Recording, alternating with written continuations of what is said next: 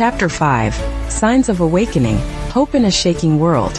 Look through the cracks of crisis, light breaks in.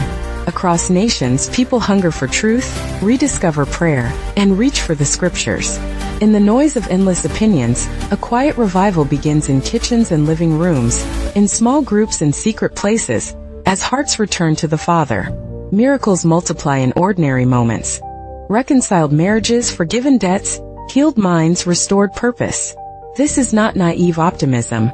It is the evidence of a kingdom that refuses to be canceled. Young and old, men and women, leaders and learners.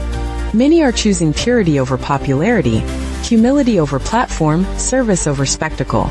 The gospel advances when love bends low to wash feet, when courage speaks with gentleness, and when truth stands without rage.